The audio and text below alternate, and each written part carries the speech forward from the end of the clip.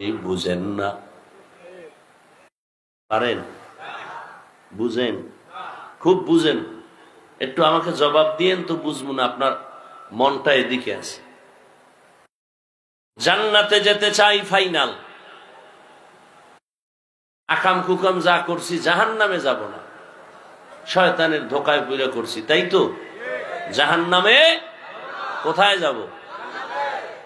কিন্তু জান্নাতের পথ আছে কোরআন হাদিসে, কিন্তু কপাল খারাপ, কোরআন ও আরবি বুঝি না, হাদিসও পড়তে জানি না।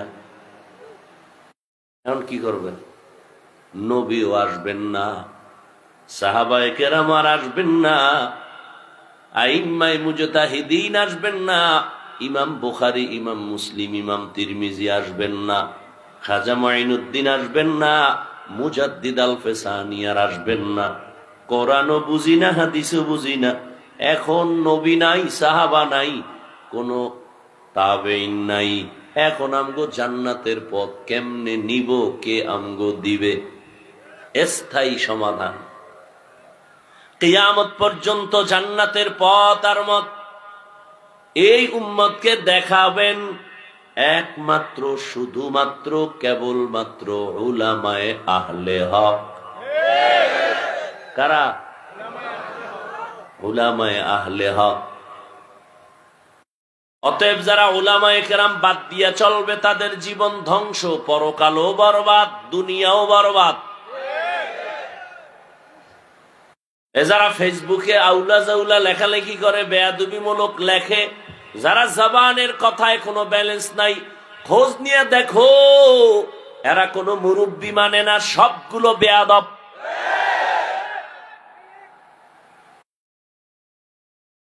রাস্তায় কুত্তার অভাব নাই, একটা কুত্তার কোনো দাম নাই, ওই কুকুরের দাম যেই কুকুরের গলায় মালিকের শিকল লাগানো। বুঝো, ভালো করে বুঝো। তোমরা তো সব জ্ঞানী, যুবকদের বলছি, তোমরা তো যথেষ্ট জ্ঞানী, আমি কলিজা দিয়া দোয়া করি, স্বীকার করি। আমরা বোকা তোমাদের নজরে, আমাদের বুদ্ধি নাই, জ্ঞান নাই, কিচ্ছু নাই, পরের বাড়ি খাই আর ভ্যাট ডলি। আমরা বোকা, তো বোকা হয়ে কিছু কথা বলি, দেখো তোমার ব্রেনে ধরেনি। ভালো করে বুঝো বাবা, মানো আর না মানো, স্বীকার করো, সমর্থন করো।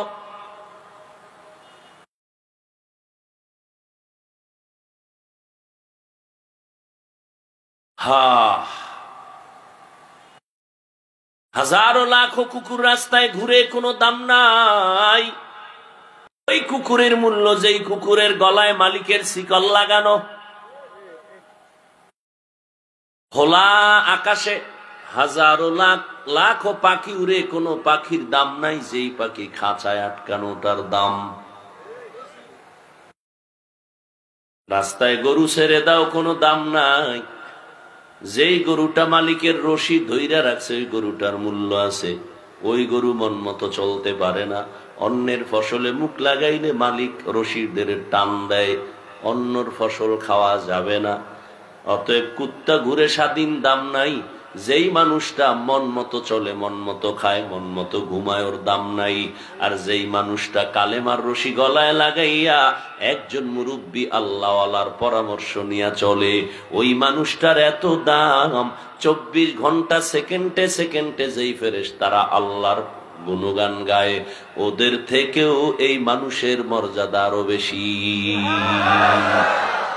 গর্ব সুরত আদমি ইনসাবুদে, আহমদ বু জাহলো হামেক সাবুদে, আদমিরা আদমিয়ত লাজিমাস, উদেরাগর বুনা বশুদ হি জামাস।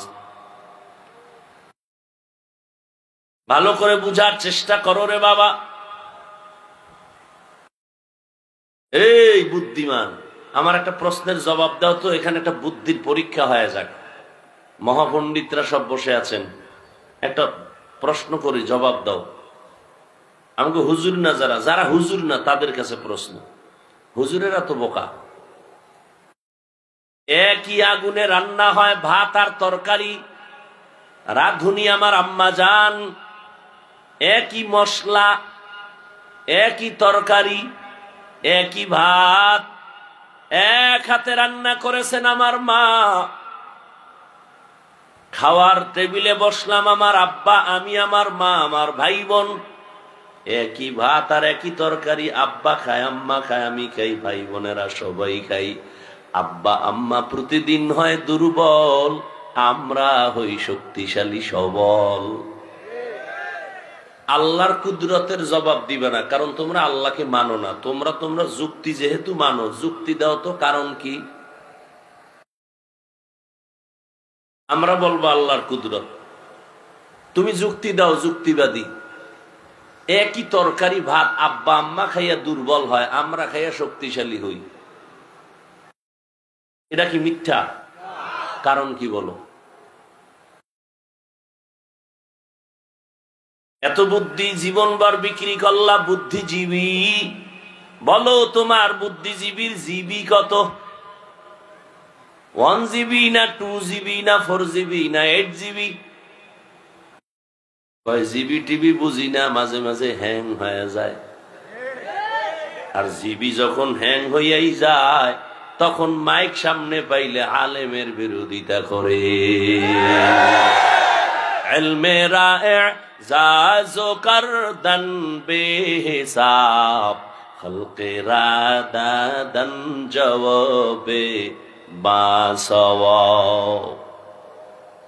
আল্লাহ হেদায়েত দান করুন।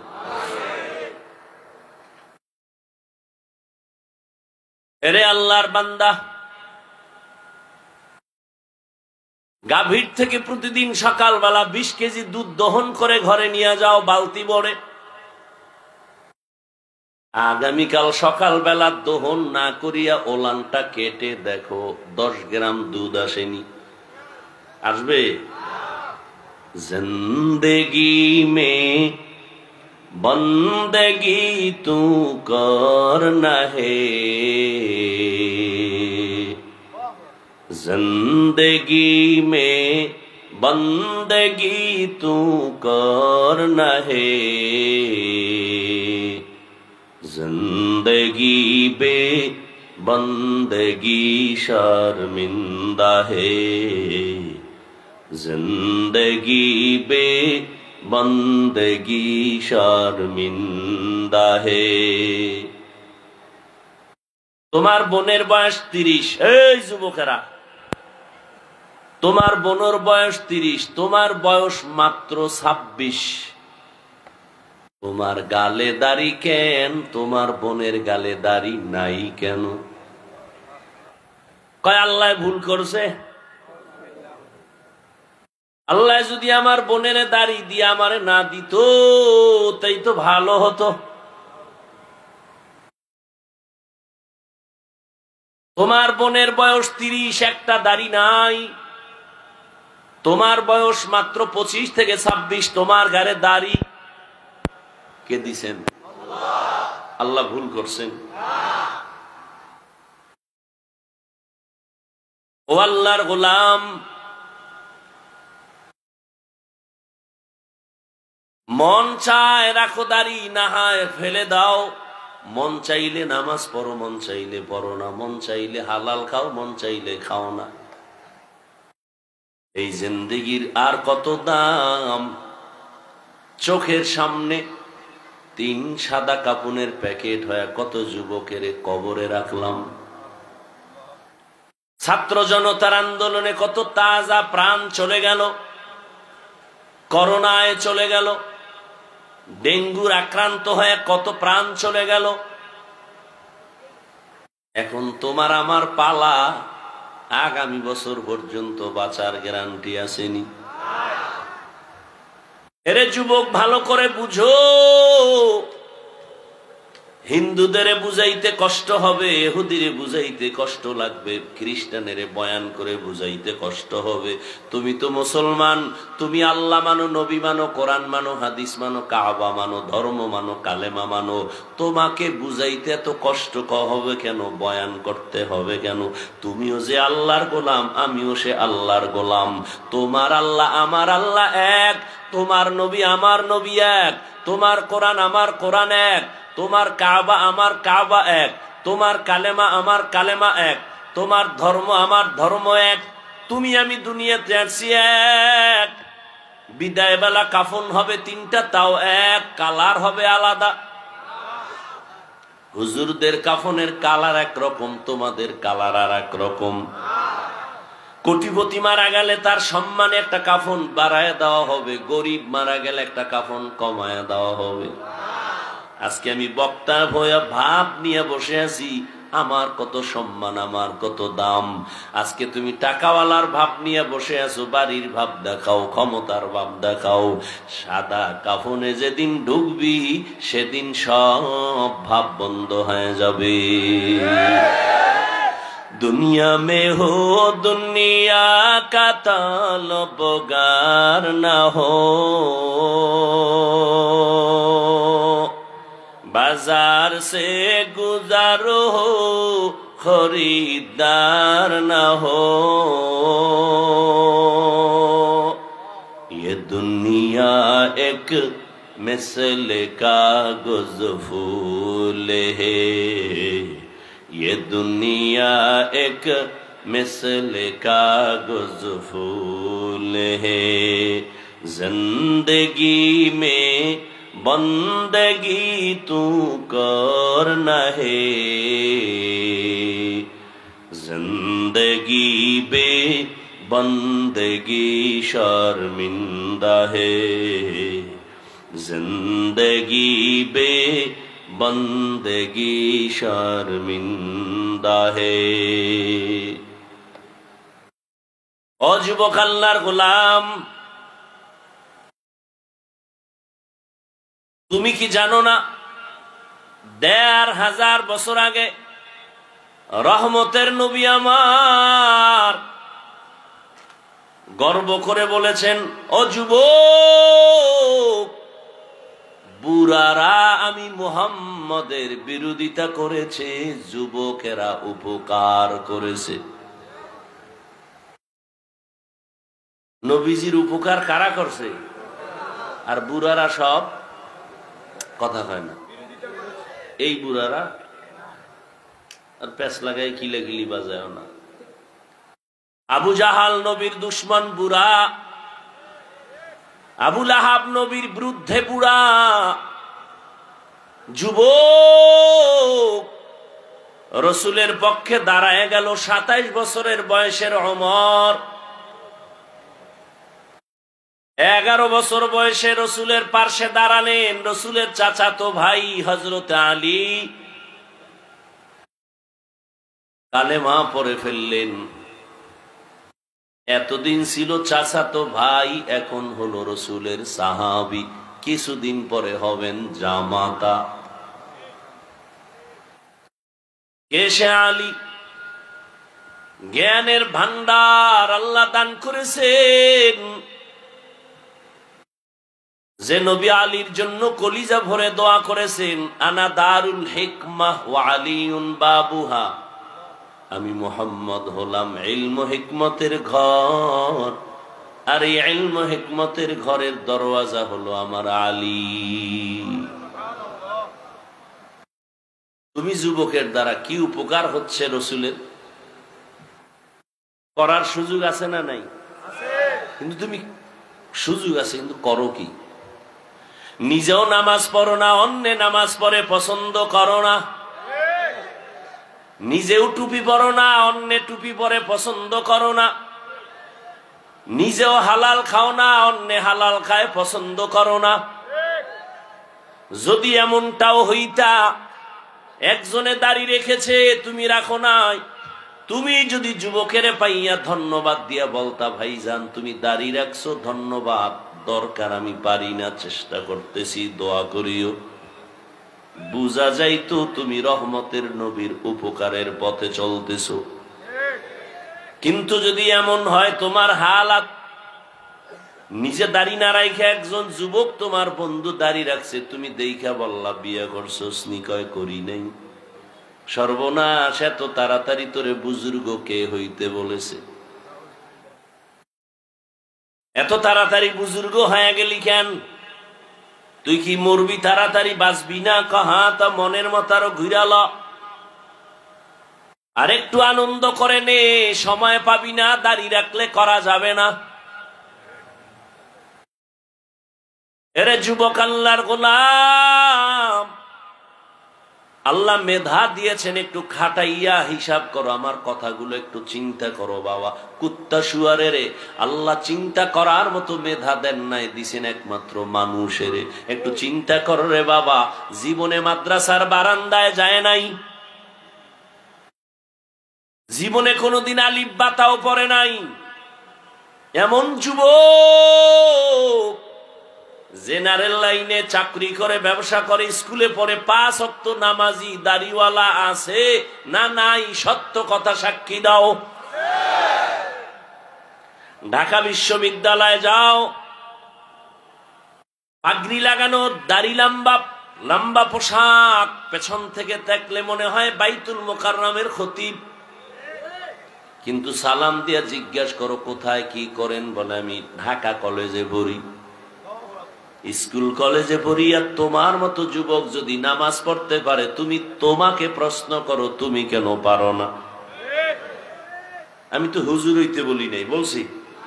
আমি একবারও বলি নাই, বরং বাংলাদেশে আমি বুকে সাহস নিয়ে বলি, যুবকের পক্ষে আমি সান্ত্বনার বয়ান করি। স্কুলে পড়ো ধন্যবাদ, কলেজে পড়ো ধন্যবাদ, চাকরি করো ধন্যবাদ, তোমাকে আমার মতো হুজুর হওয়ার দরকার নাই। ডাক্তার হও, ইঞ্জিনিয়ার হও, প্রফেসর হও, সাংবাদিক হও, জীবনটা সফলতার লাইনে চালাও। কবি নজরুলের ইতিহাস পড়ো, গর্ব করো।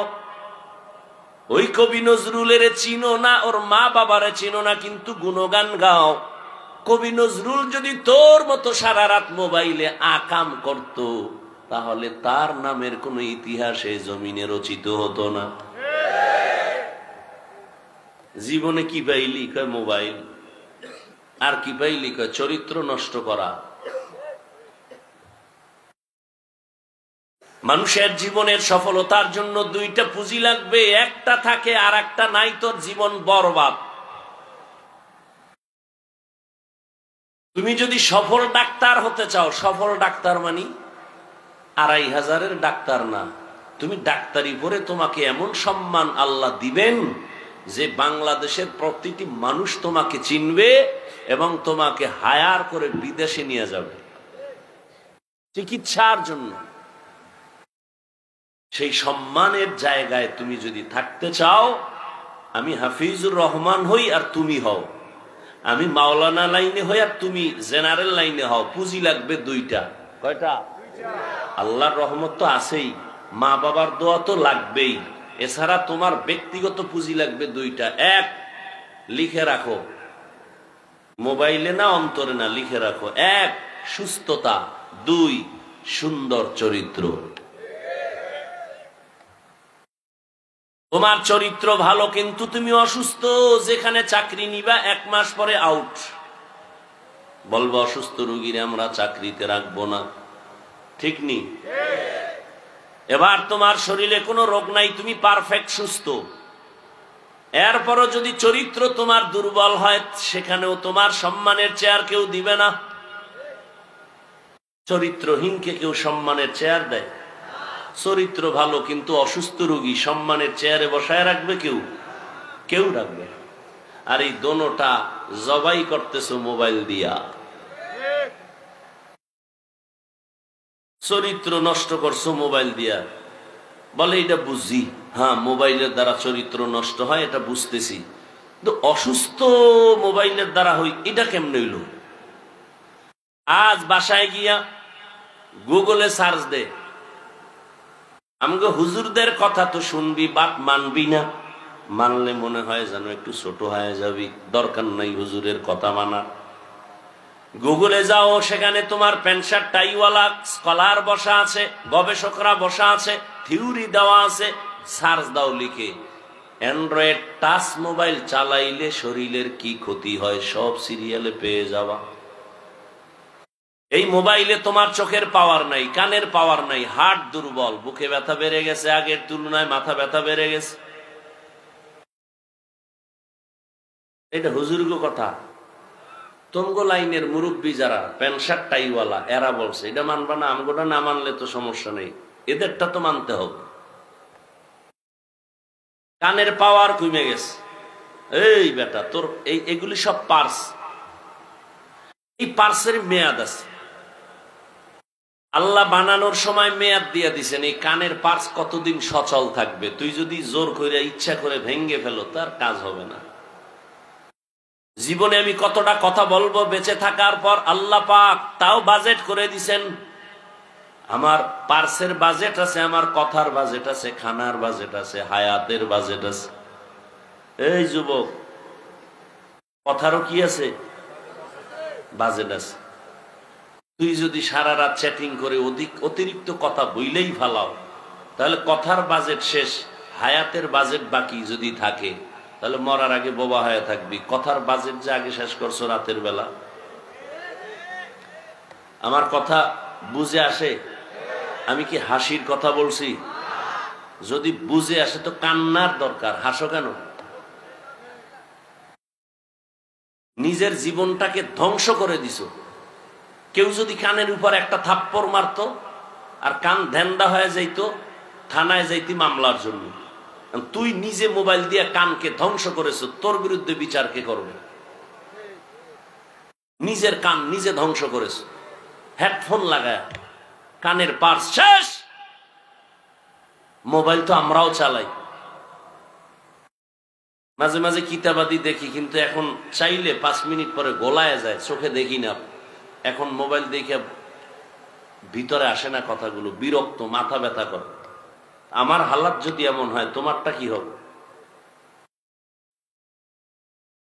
আবার এই মোবাইল চালাইতে চালাইতে কিছু যুবক তোমাদের মতো রাস্তার উলঙ্গ পাগল হয়ে ঘুরে। আছে? মানো আর না মানো, সত্য কথাটা স্বীকার করো।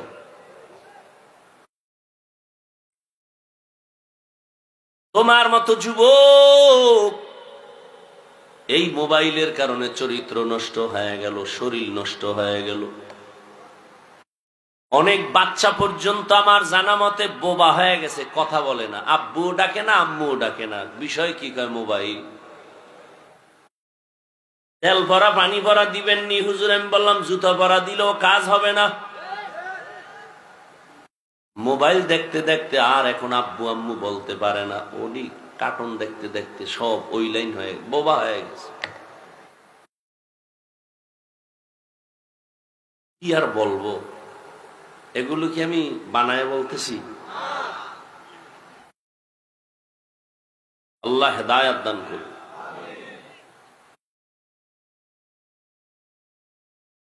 হ্যাঁ, আয়াত নিছি, হাদিস নিছি, ওদিকে ঢুকি নাই, বাকি ওই মূল বিষয়ের উপরে আমার কথা চলতেছে। এবার তর্জমা বলে সংক্ষিপ্ত কিছু ব্যাখ্যা শুনাই। হেদায়েতের মালিক আল্লাহ, বলার দায়িত্ব আমাদের, মানবেন কিনা সে দায়িত্ব আপনাদের। ইয়া আইয়ুহাল্লাযীনা আমানুত্তাকুল্লাহ, আল্লাহ বলেন ও মুমিন, আল্লাহকে ভয় করো, তাকওয়া অর্জন করো। ওয়া কুনু মা'আস সাদিকিন, আল্লাহর প্রিয় বান্দা, সত্যবাদী যারা, তাদের বন্ধু হইয়া থাকো। একটা হাদিস পড়েছিলাম, নবী বলেন মান তাওয়াযা লিল্লাহ রাফাআহুল্লাহ, যে আল্লাহর জন্য নিজের বিনয়ী বানায়, ছোট বানায়, আল্লাহ তার মর্যাদা বাড়ায় দেয়।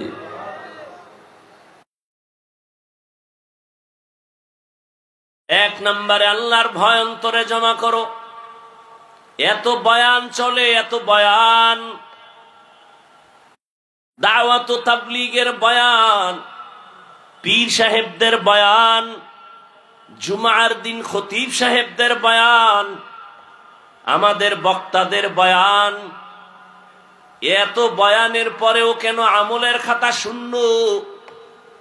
মাদ্রাসা তো কম না, অনেক মাদ্রাসা হয়েছে, অনেক ওয়াজ মাহফিল, অনেক মসজিদ হয়েছে, মুসল্লিও কমে না।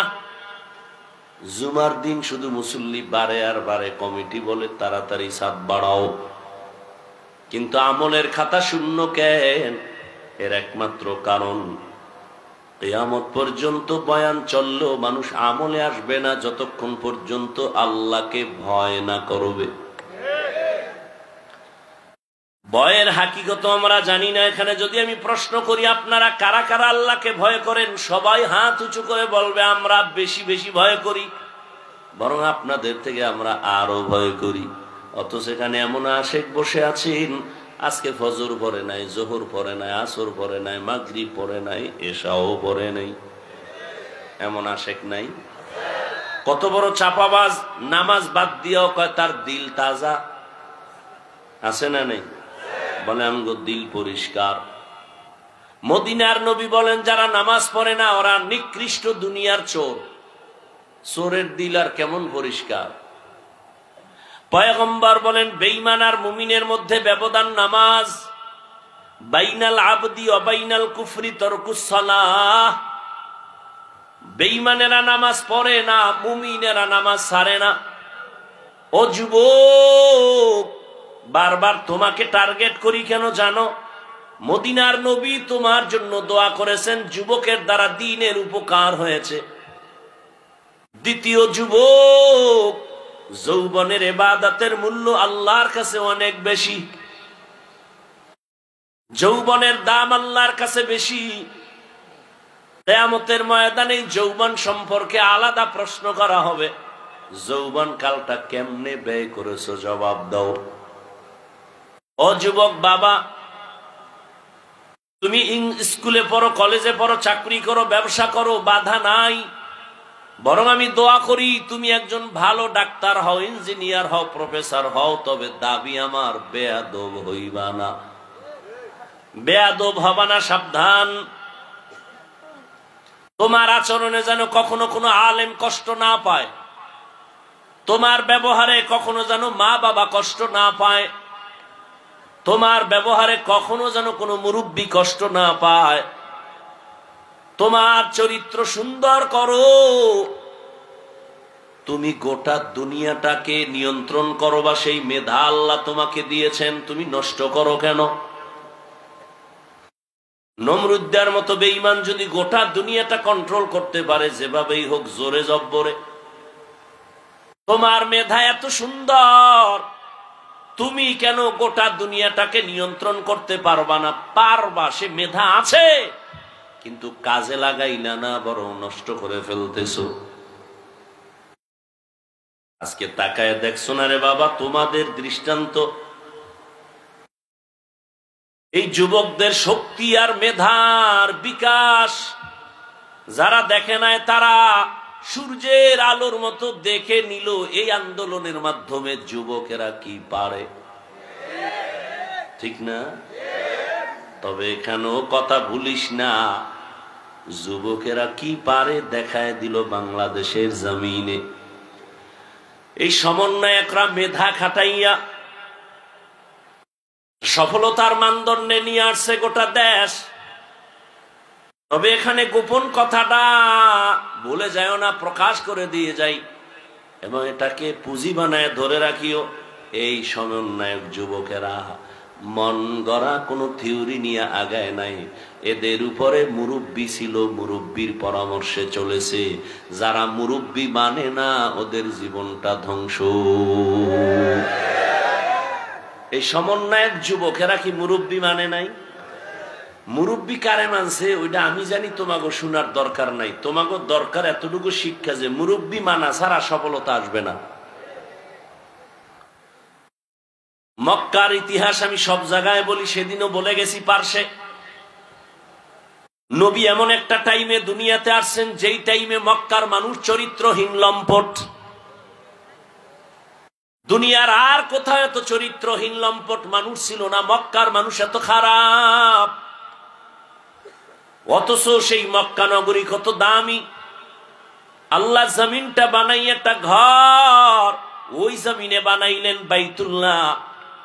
ইন্না আউয়ালা বাইতিন উযিআ লিন-নাস লাল্লাযী বিবাক্কাতা মুবারাকাও ওয়া হুদা, মুবারাকাও ওয়া হুদাল লিল আলামিন।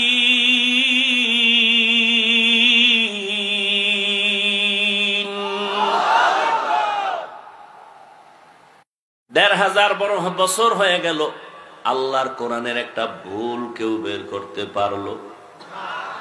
অপচেষ্টা বহুজনে করছে।